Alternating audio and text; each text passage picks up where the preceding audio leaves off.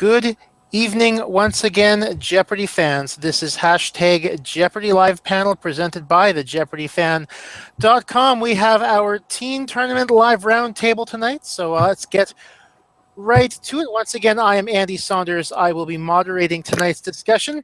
And tonight's panel, we have got, I'm going to go in alphabetical order here. Let's start off with Michael Borecki. Thanks for joining us. Thank you. Next up, from the same town as Michael, Porter Bowman. Thank you for having me, Andy. Also, third alphabetically, Emily Lamonica. Hi, thanks for having me. And last but certainly not least, Connor Pierce. Thanks for joining us. Glad to be here. So if you've got any questions or comments for the panel, you have a couple of options. First up, you can leave them on the hashtag Jeopardy Live Panel on Twitter. You can also, we also have a YouTube chat going along with the video. You can leave a comment there. Hi, Fred. Fred Vaughn is saying woohoo. So thanks for joining us tonight, Fred. It was certainly a while between taping and airing for you guys. I guess my first question is, I guess, what's it like having to hold on to the results for so long, and how, because I seem to recall the original thought being that the tournament would air in July, and it got pushed back to September and then November. Well, what was that sort of feeling, kind of waiting around for the tournament to air? Well, they actually told us it would air in September, so that wasn't too bad. Although we didn't find out that they were postponing it until August 1st. So it was about like 6 weeks beforehand. And then we were like, oh no, 2 more months. But I think we've been talking to each other, so it's not like there's been nobody who's, we haven't had anybody to talk to about what happened. So I guess, yeah, that would be a good thing that you guys at least had that group, your own group chat to be able to discuss, or at least reminisce and, wait out the time until it aired. Mm-hmm. Yeah, and I think that was the best part. I think that, we were very close as a group, and that's, we've never, only a couple kids have really met up since we taped, but the group chat has been a great forum, I guess, for conversation about Jeopardy itself, but also about scores of other topics. And so it was great that and it certainly hasn't subsided after we finished our Jeopardy experience, but it was great to have that sort of interim time where we're still reminiscing about the event, but still keeping in constant contact about lots of other things. Yeah, the wait was a little bit longer than I would have liked, like especially right after mobbed by a bunch of people. They're just like, how'd you do? Did you win? Can you tell us yet? And I was like, I can't tell you until September. And then it got pushed back to November, making it an even more of a grueling wait. But having the group chat and being able to talk to all of these guys was really nice, and it still is. Just being able to even just hear about their day, and just even mundane stuff. Yeah, it's good to have. That was definitely the hardest part for me, was because I told all my friends that I was going to air my show in September, and then they're all looking forward to that. So what's going to air, when it's going to air, and then they moved it back to November, and then they had to wait so much longer, and that was pretty hard for us, I think. Yeah, and I think a lot of people forgot about it. I think there was a big rush, as Emily said, after we taped. I think there was a big rush around the people that I did tell about the original planned air dates. But I think, I think people were still, people still had it in the back of their minds, and people would ask about it at different moments. But it didn't really kick up until they sent us the pictures with Trebek, and everyone could see, this was really happening. And I think everyone was really excited at that point. So I think that was the real official start of the hype for, I think, all of us. And I think that was something that they did well, that they did it at least, 6 weeks in advance. So it wasn't too much of a big shock. It wasn't like the day before they said, no, we're not going to do it. So they gave us enough warning. Mm-hmm. That's, from what I've heard from many panelists before, the staff are are very professional in what they do, and they if changes happen, they let you know as soon as they know, pretty much. And I would say that's a big plus for the Jeopardy staff. A question on the chat from Ken Hirsch. He was on the program about a month ago now. The lawyer in me wants to know if your parents or guardian were required to sign your release forms. Yes, I think they did.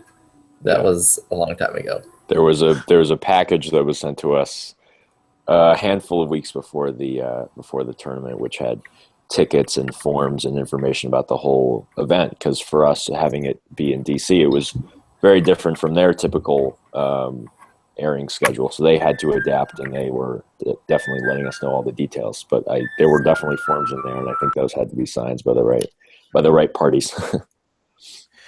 Makes sense. So, being that you were in DC to tape, and you obviously got to go around DC. I know they posted some of the video of that. What was your favorite part of DC? I guess for all four of you. I don't know who wants to go first. I would honestly say that just first meeting everybody and getting to sit down and talk at Ben's Chili Bowl was one of my favorite parts of the whole tour.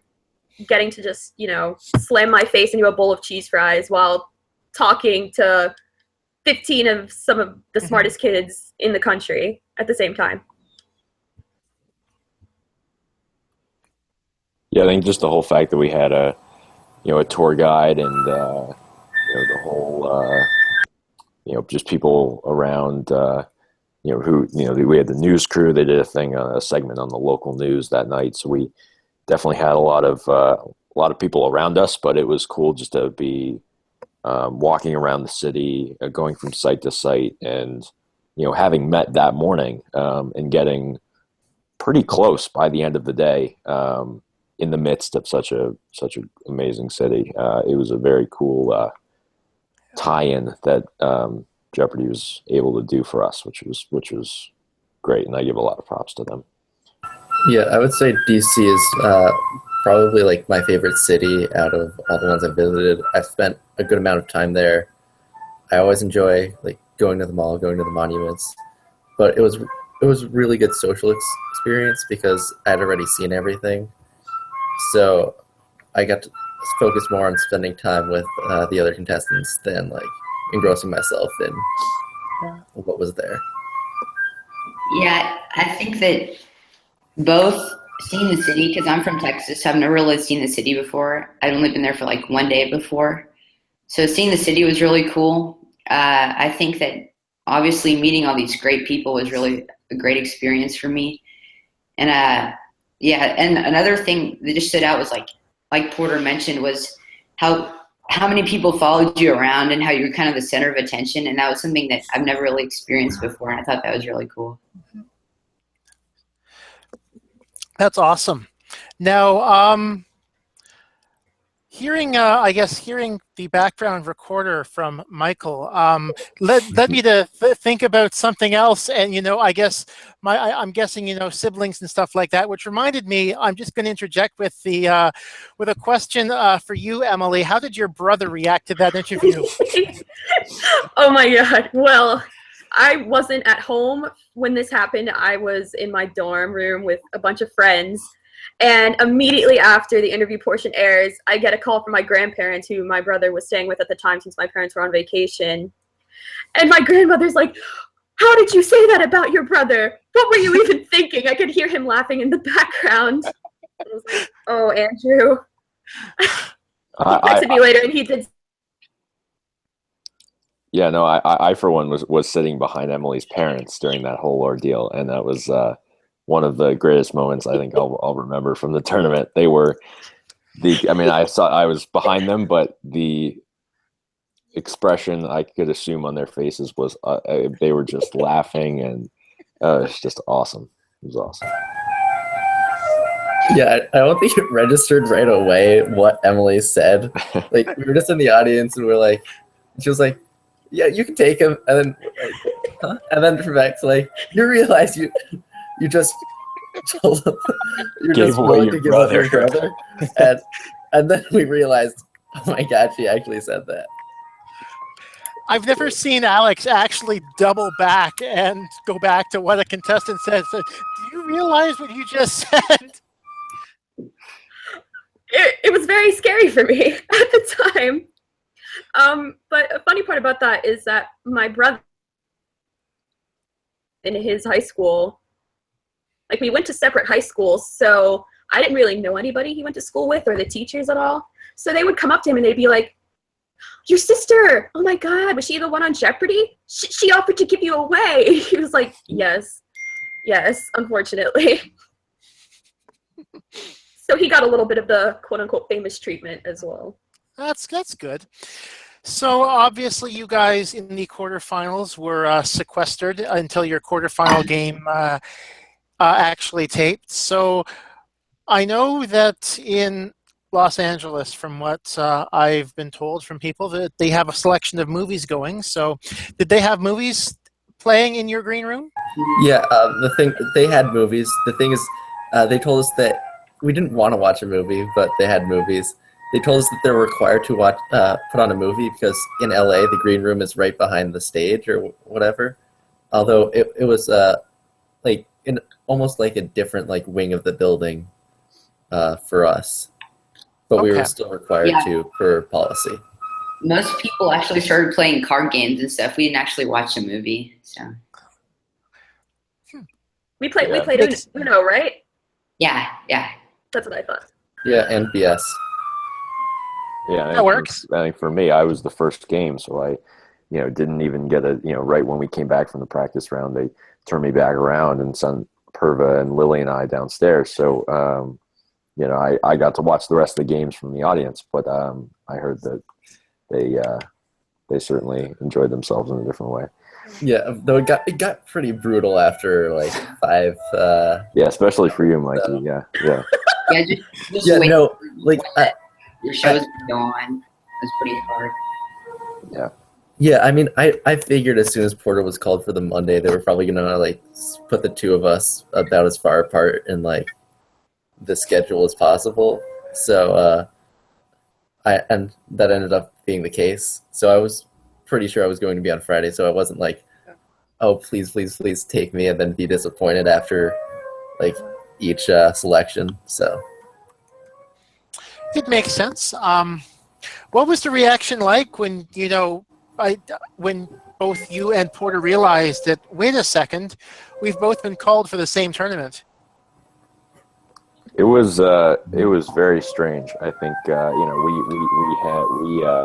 were in middle school together, and we were good friends. And then when I left after 9th grade to go to a private school in the neighboring town, it was we were having separate lives and doing our own things, and then we come back together for this, and it was kind of the a lot of people are wondering, there's another guy from Darien, right? I'm like, yeah, and it was very funny, and it was both of our childhood dreams for sure, and it was just too perfect of a Cinderella story that both of us were.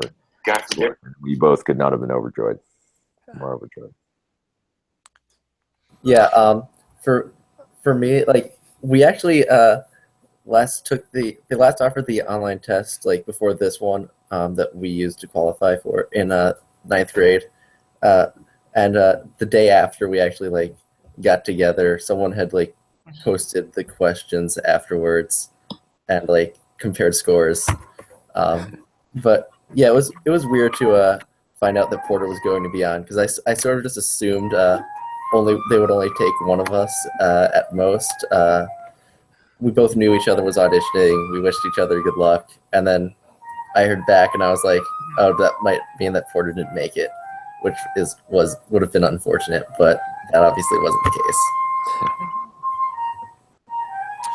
So I guess you, Porter, being, or at least maybe, or even Emily, because you were in that Tuesday game, you guys had the opportunity to tell the others about what Sabrina did in Final Jeopardy. Yeah. Yeah.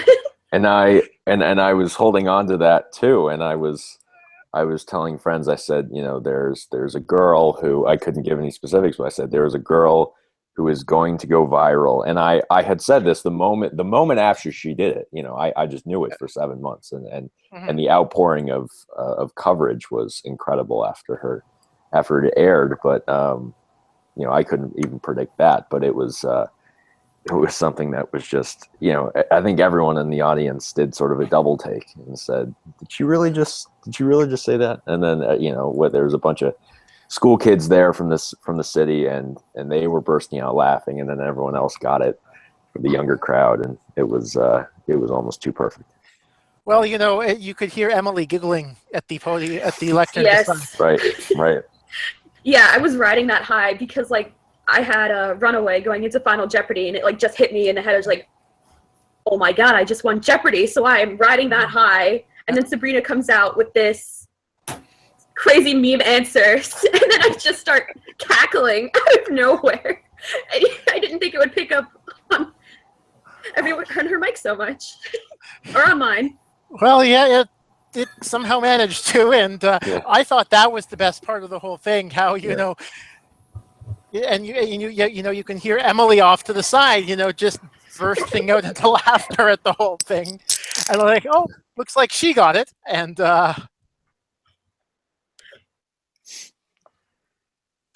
so all four of you, did you guys remember having a wild card cutoff in mind when going into the tournament? 16,000. I knew it would be somewhere in the, it would be 5 digits. It would be above 10,000. I wasn't sure depending on the questions. And what ended up happening for me is, Aperva was the last wild card to get in. And, I at least have a bit of comfort that even if I had gotten the question right, I would have been $200 short of her. But I knew it was going to be, a bit varied depending on the games. But yeah, it was. I'm sure Mikey and the other ones who had a bit more in tune with the stats behind Jeopardy, I think had that sort of number around that ballpark in mind. Mm-hmm. Yeah, for me, I really didn't have any idea where the cutoff was going to be. So when I was wagering for Final Jeopardy, I just decided that I wanted to get the highest score possible, and that I assumed that if I had 23,000 going into for the wild card, that I would be able to get to the next round. So I just decided if I got it right, I would go on, and if I missed it, I would go home. So that's what I did. And game with my standings. Oh, sorry. Sorry, yeah, go ahead, Emily. In my quarterfinal games with my standings, I wasn't really concerned about making the wild card spot at that point because I think I had somewhere 23,000, and I figured that would. Yeah, unless you made a big wagering mistake, you were going to move on anyway because you had that runaway. So yes. But going in, did you have a number in mind? In case just in case the quarterfinal hadn't gone as well as it did for you. I was probably hovering around the same number as Michael, probably 16,000. Okay.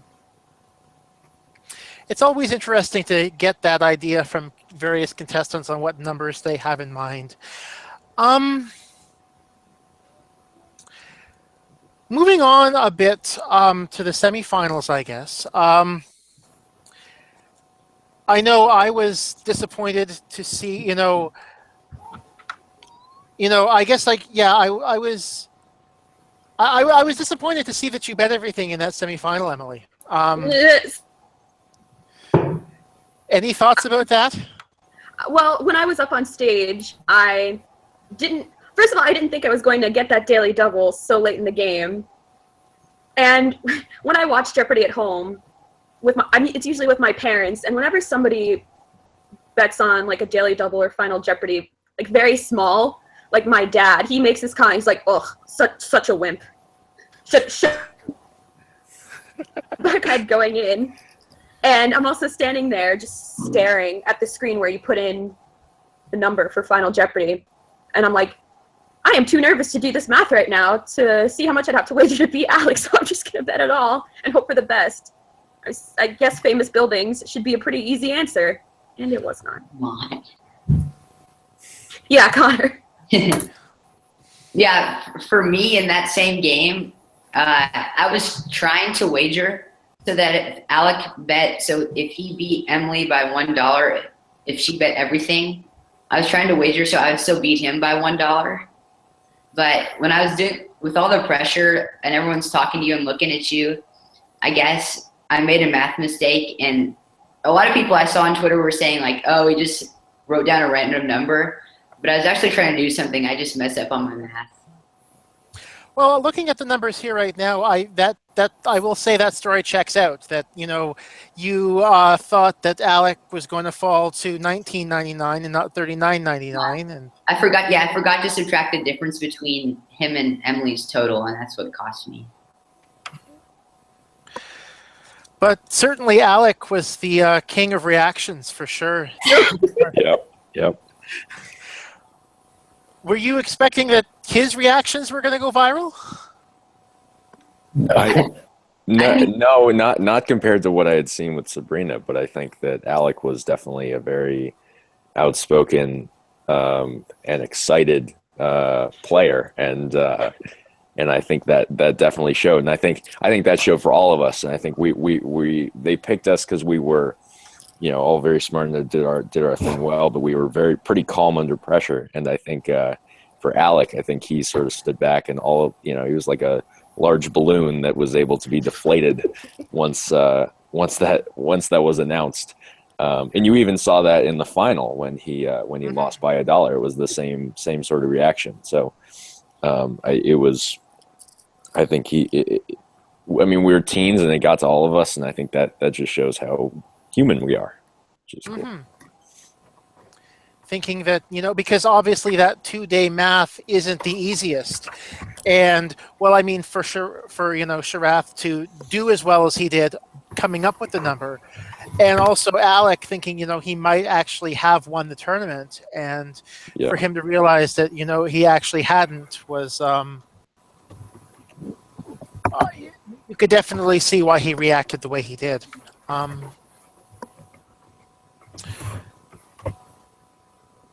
So I guess I personally, don't like the chances of this, but this one's coming from the chat from Jonathan Graham. Do you think there's any chance they'll put Sharath in the Tournament of Champions? What they told us was in the email that they sent us was that no one who won was going to go in the Tournament of Champions, so I don't think so. Okay.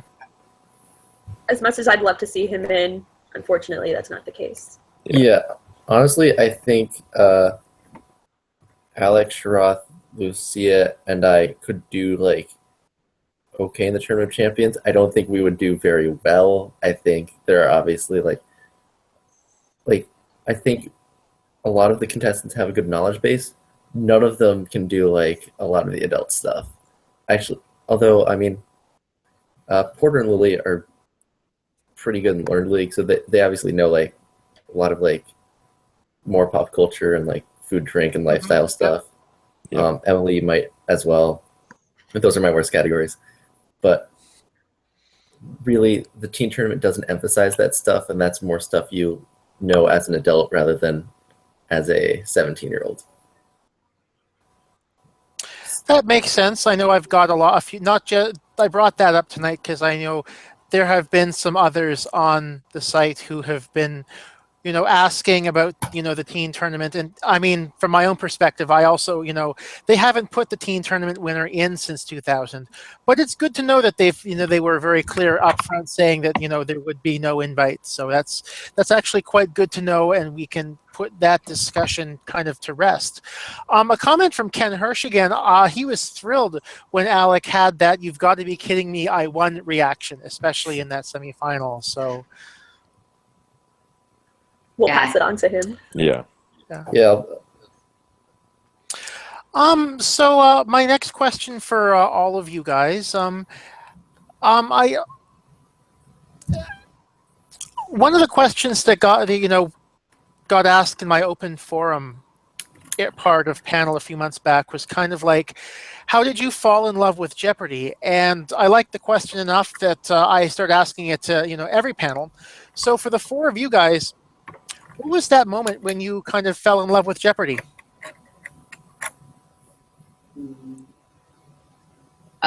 For me, it was when I used to watch it. I go to my grandma's house a lot, and and like almost every weekend, sometimes during the summer and stuff, and during the days during the summer, and we used to watch it every time I was at her house during the summer and during the school year. And so I used to compete with her. I would get a notepad out and we would write down our scores, and I would see if I could beat her, and I almost always beat her. And so I really got to love watching Jeopardy, and so that's why I decided to go on the show too.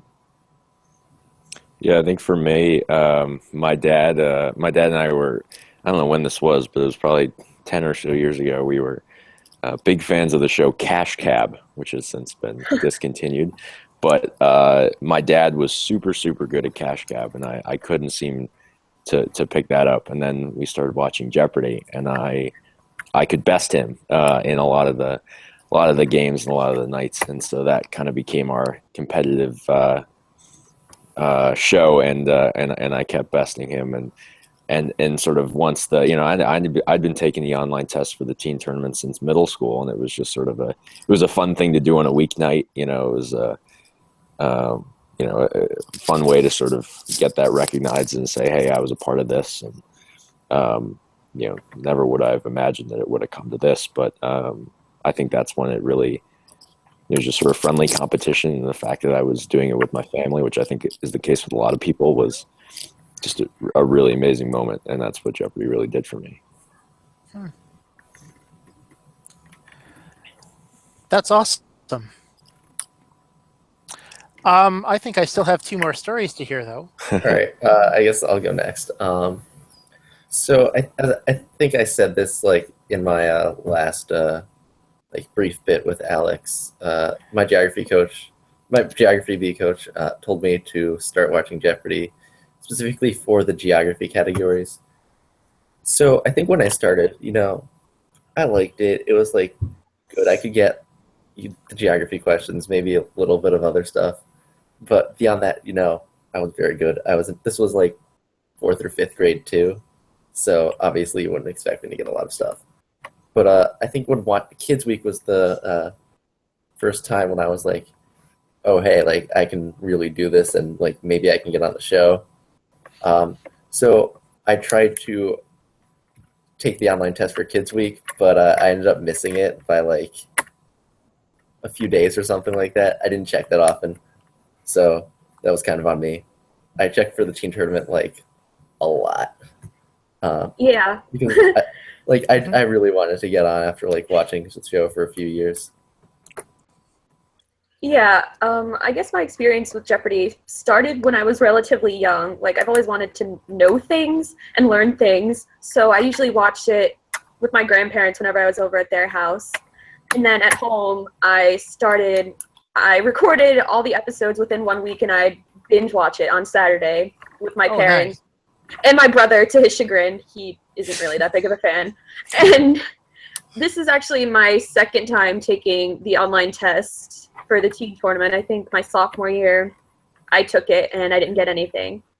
And I wasn't going to take it my senior year, but my quiz bowl coach, he had the date of the online test up on our schedule of events board, and he came to me and he's like, you're the captain, you know a lot of stuff, you should really give this a shot. And I'm like, you know what, I will. And it did pay off. Yeah, you got on, and that's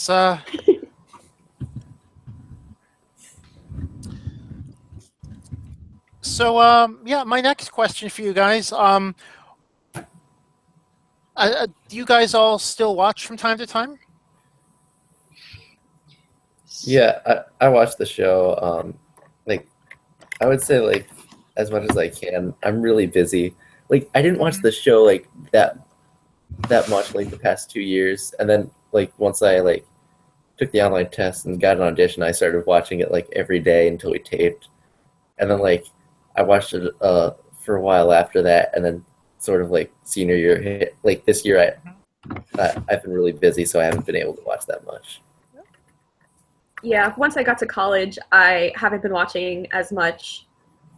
Pretty much just the teen tournament with my friends. Yeah. But right after the tournament and over the summer, I did watch most of the time.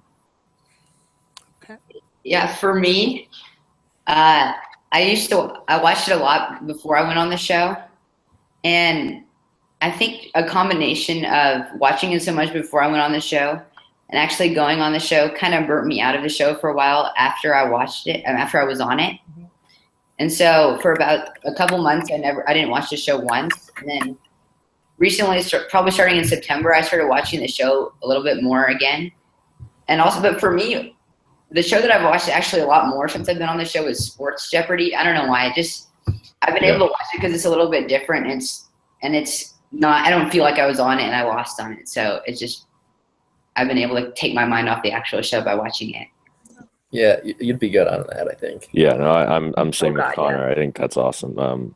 I've been watching that too, but I think there's a spurt when there's a friend at school who was sort of a secret Jeopardy fan, or someone that when I went on, he was like, he thought that was the coolest thing because he watched more often than I did, and I thought that was awesome. So I started watching when Buzzy had his streak, and we were talking about that a lot, and then when Seth had his streak and things like that. So we would enjoy talking about those kind of things. But I think after the tournament, and I think it's right. I think there was so much Jeopardy hype and so much explaining about my experience. I'm giving a speech tomorrow at school, sort of telling a story and sort of giving a message, but it's something we do every week, and I wanted to do it, and it's something about sort of how life is inevitable, and so there's so much you can't control, but if you sort of control your passion and stuff. And so I've been preparing that and talking that up, and I think because I've been explaining it to so many people, you're right, it's sort of Jeopardy'd out because you seem like the expert when when you're not really watching the show that much yourself. So it's just it was a lot, and it's still awesome. I still tune in from time to time, but I'm sure it will take some time. Yeah, and I mean that's also something I've seen from a lot of other people that often they've spent so much time preparing for the show, and some of the some people have watched almost this whole season's worth of episodes in the time between calling and taping, that after the whole taping experience that they just feel that they feel burned out, and they feel like they need to have that time away. For sure. Yeah. So, the whole tournament experience, DC taping, what was the favorite part of that experience for all you guys? I would say the night after we finished taping was a pretty good time. I think Porter and Connor missed that. Yeah, I was going to say that too. Unfortunately, yeah. I was at the national game. Yeah, we just went back to the hotel, and they had something for the contestants in Constitution Hall right after, but they kicked us out. I showed up late because I had to fill out forms and stuff because obviously I was still they went down right after the show ended, and then I had to go back to the green room with Alec and Sharath, but they kicked us out fairly early. They probably kicked us out 8 o'clock. Then we just went back to the hotel and hung out until I want to say 11. It was 11:30. Yeah, we basically just, after all the lights and the pressure of Jeopardy, we all just spent some time just being teenagers. We sat around and talked. We played Mafia. And so nice, knowing we were going to leave the next day, but being able to have one last hurrah and hang out with everybody. Yeah, and I mean, that sounds, again, very similar to, I think, the college tournament contestants had a similar, had a similar thought to that, where that after party is, that awesome thing, because you guys are all, going to be leaving again. That's kind of your last goodbye sort of thing, and. Mm-hmm. My next question for you guys, do you have any, actually, no, I have a better question. It's just come in on the chat from Ken Hirsch. What hotel did you guys stay at in DC? Oh, yeah, Washington Hilton. Exactly. That's a cool story. So Washington Hilton, not the Hilton Air. Oh, no. Yeah, No, that was in Dallas. That was in Dallas. I'm thinking Nationals. Sorry. Yes. God dang it. Yeah, so where we boarded the bus to go down to TAR Constitution Hall was the same spot that the Reagan assassination attempt was done. So like that was kind of funny. So when we came in and checked into the hotel, because they knew we were all for Jeopardy, the concierge guy at the front desk was giving us trivia. Was saying, so what day, or what year was the attempt, and it was a tough one. So that was. It was Oscar Monday, if I'm not mistaken, that year. Because Hinckley wanted to impress Jodie Foster by delaying the Oscars, and. Yeah, Hinckley actually went to my high school's rival school, so that's kind of funny.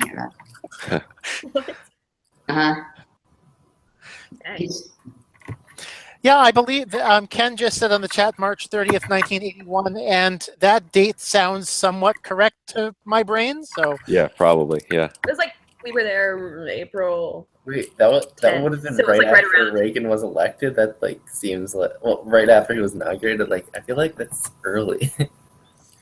Well, that he was the attempt took place very early on in his term. I do recall that, and Alexander Haig, of course, forgetting the line of succession thing, being like, "I'm in charge," and no, you're not. Yeah, I watched the Killing Reagan thing on National Geographic. That was on a couple weeks ago, and I never knew about that. It's pretty interesting. Yeah, and the other funny thing with the Hilton is that a couple months later, when it was August, I think, when they had the correspondence dinner, with the sort of Obama out, drop the mic thing, that all happened Washington Hilton. So we saw, I saw pictures of people coming in through the same doors that that we went out of to go do our other pursuit. But it was a very cool setup. Wasn't that in April? It might have been. I don't know. It was after our taping. It was cool. So, I asked you guys what your favorite part of the experience was. Do you have any regrets at all? Betting it all. I regret not checking my math over, but I have to get over that at some point because same. There's I regret not doing the math. I can't change it, and I know if I could go back, I would have looked at my thing one more time.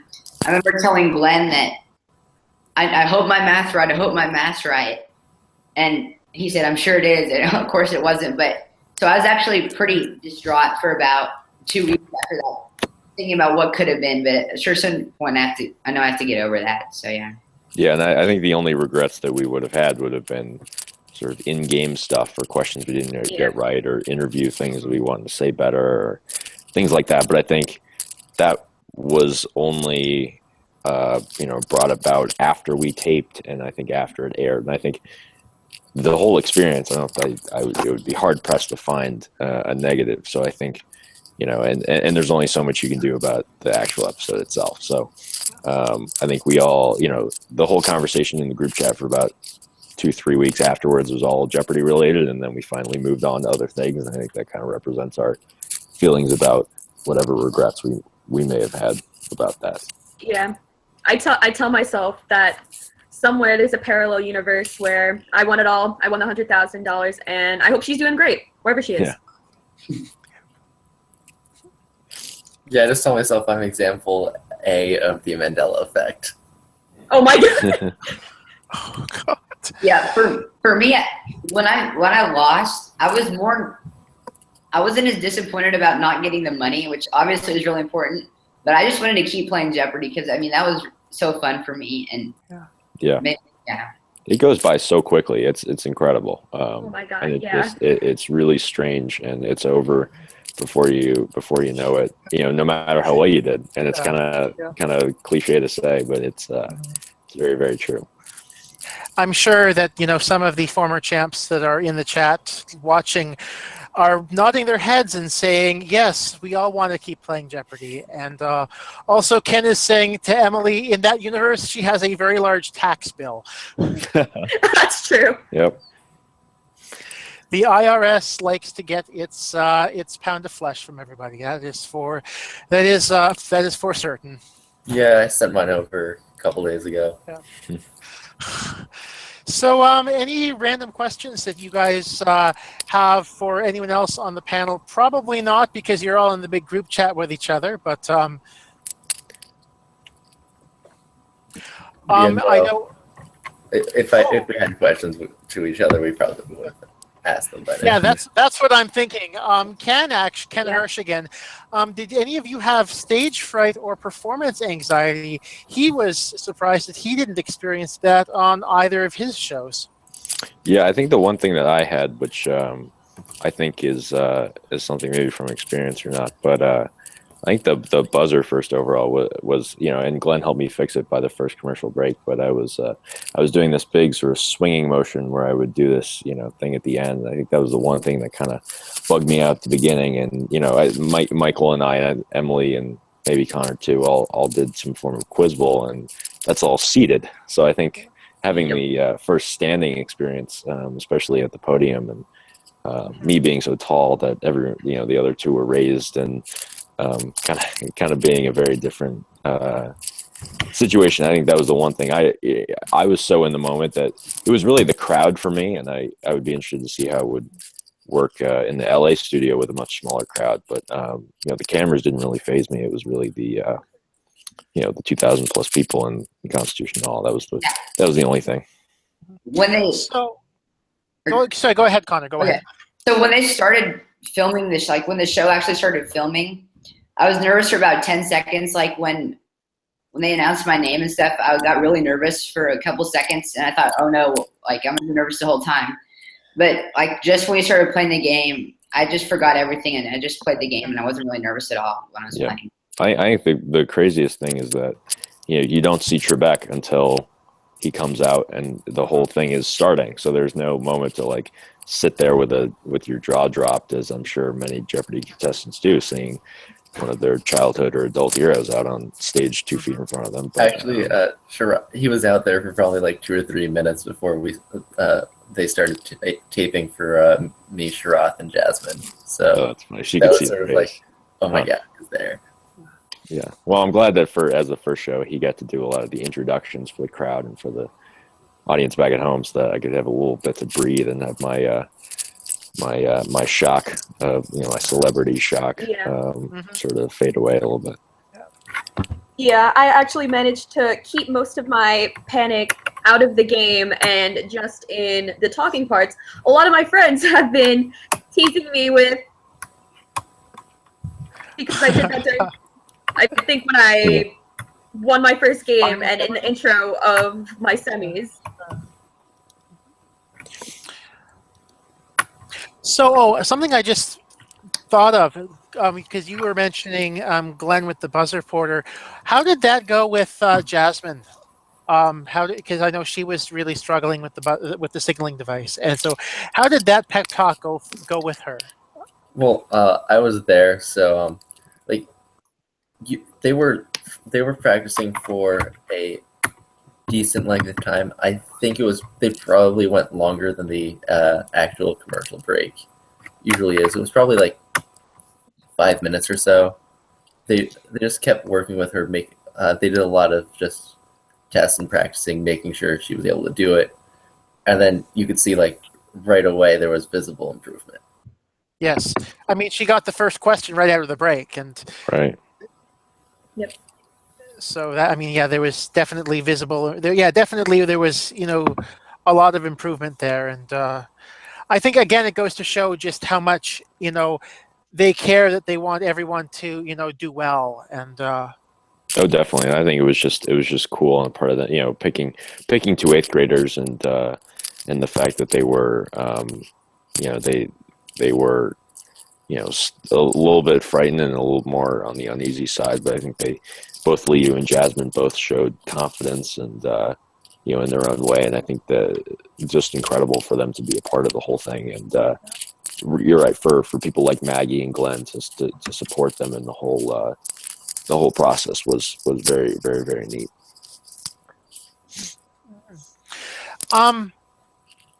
From Alex Epstein on the chat, by the way, I want to take the time to congratulate all the teens for how they performed on Jeopardy, and I think everyone can agree with that. Congratulations, guys. You all performed excellently. Thank you. Thank you. So are there any other questions at this point? I'm just going to check the hashtag. I've noticed that since the start of season 3 of hashtag Jeopardy Live Panel, and how YouTube Live has gone to this sort of chat function along with the videos, that people don't usually use the hashtag as much anymore. But and usually all the questions come in on the chat, so I don't think there's anything on. Oh, yes, there is something on the hashtag. Thank you, Fred Vaughn. Was this an all or mostly Quiz Bowl field? Mostly. Mostly, yeah. 13 12. out of 15 of us. 12 out of the 15. It was everybody except Lily, Jack, and Liu. Lily, Jack, and Liu were the only ones. Yeah, and I think everyone else, some do more. I know Michael and probably Emily did Lucia. more tournaments than I did. I did more within the Darien program, but at least a lot of us had recreational sort of understanding of the whole process and that other side, which I think helps just with the Jeopardy process. That makes a lot of sense, and I think you'll get to see a lot of the teen and college tournaments with where most of the players will have Quiz Bowl experience now, just because also Quiz Bowl has gotten so much larger, even from when I was in high school. A while ago. We'll just go with a while ago. Yeah, it was. One thing that was pretty cool was seeing a couple of the people that were on the show at the high school national championship tournament in Dallas in May, and that was the only time I've seen anyone else from the show since it aired, and that was pretty cool. I saw Emily and Michael actually. Yeah, I remember seeing stuff to me and hugs to me, and then Emily, Lily, and I got together in New York during the summer. Alec was supposed to join us, but you didn't. Like tonight. He was trapped in Long Island. Yeah. Yeah, Alec was supposed to be on our panel tonight, and apparently he, I guess, sounds like he has a bit of a reputation. He texted us. He said he's sick. He was at the doctor all day today. Well, in that case, we hope you get better soon then, Alec. So. Yeah, he better. Yeah. So, are there any other questions for? Ken also, yay Quiz Bowl. If you are curious as to when he graduated, you can see it on the chat. Also, a shout out for Darien, Connecticut, from Peter Gorman. So for all you guys, I'd like to thank you for joining me here on hashtag Jeopardy Live Panel. I appreciated having you guys on. It's always great to give contestants the opportunity to talk about their experience. Field some questions. Actually, before I go, another good question from Jonathan Graham here. Do you think they'll start to make the teen tournament harder because of the increase in Quiz Bowl participation? I think you already saw the final boards were somewhat more difficult. I think that might be a general that trend might move towards the semifinal and quarterfinal boards a little bit, but I don't think people were putting up eye-popping numbers anyway. Usually, I will say, for quote unquote tough boards, I mean, Sharath put up a $20,000 Coriat in the first game of the finals. So, it's certainly, if they're making the boards harder, you guys can certainly handle them. I'll say that much. Yeah, well, I think they're just they're certainly picking kids with both the Quiz Bowl experience and the social understanding to get a lot of the pop culture. I think Sharath did a good, we've been joking about him getting the on fleek question. So yeah. I think the fact that they're choosing kids that have both the depth of the Quiz Bowl knowledge base along with just, social trends and pop culture and movies and all that stuff, which I think there's sort of the double, the two sides of Jeopardy questions.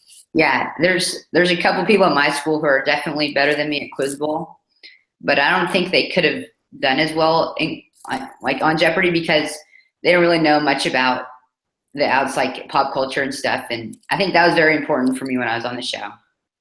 Yeah, I was actually really concerned there was going to be more sports. I was terrified. I don't know anything about this. Disappointed there wasn't.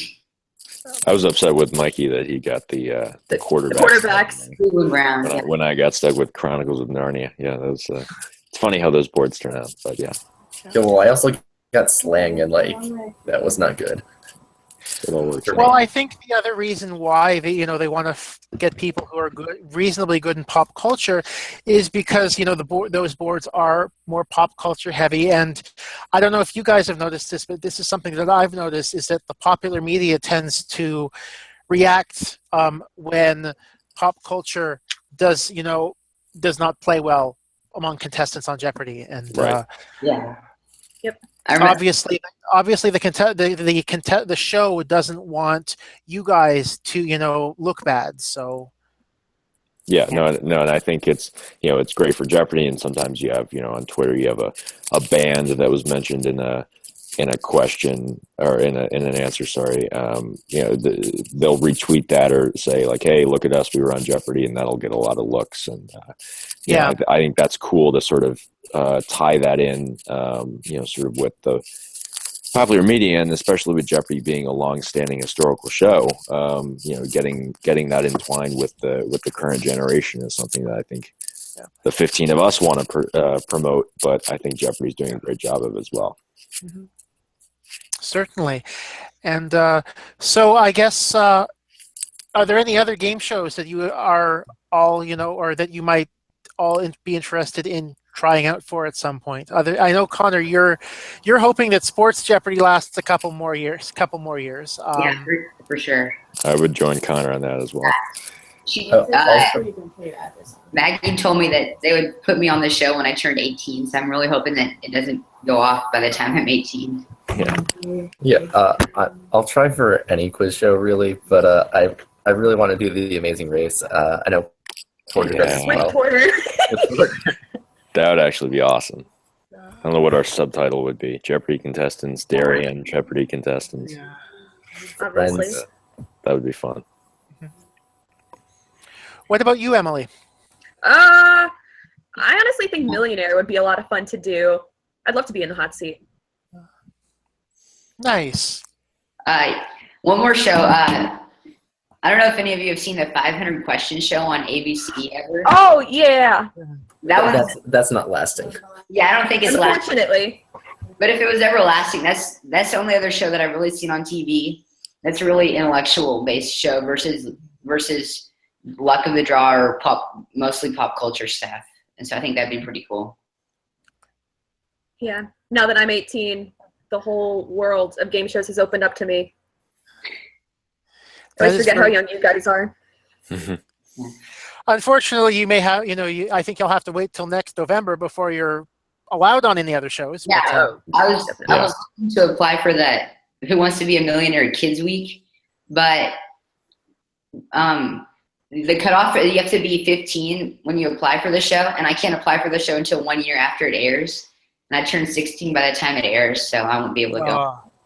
That's sick. Oh, well. Any other questions at this point from anyone else? I just wanted to congratulate Porter on Middlebury 2021.5. Thank you. Yeah, congrats, Porter. Again. I'm so proud of him. I'm really psyched. So thank you guys. Congratulations. Thank you, Andy. So so you're into Middlebury. Isn't that where Keith Williams went to school? Yeah, that's where the final wager, Keith Williams went to school. Huh. Yeah, that's funny. Yeah, I'm sure I'll find some Jeopardy roots somewhere. I'll look into that. That's cool. So I guess now seems like it's a good time to log off. So thank you guys for joining me on hashtag Jeopardy Live panel tonight. To our viewers, we're going to be doing another one of these with some of the recent adult contestants tomorrow evening at 8:30 p.m. Eastern. Jay Johnson is coming back on with us. Obviously, he was on before his appearance. He runs the Beards of Jeopardy account now, so it's good. I think he was slightly disappointed that there were no beards in the teen tournament, but sorry, Jay. Yeah, we tried. Yeah. So thanks you guys all for joining me tonight. Thank you so much for having us. Yeah, thank you for having us. It was a pleasure. Thank you. Yeah, it's a lot of fun. So I'll get the credits card up now, and we'll be able to. There we go. So we'll see you tomorrow night here on hashtag Jeopardy Live panel. Thank you very much for tuning in, taking part, and have a great night.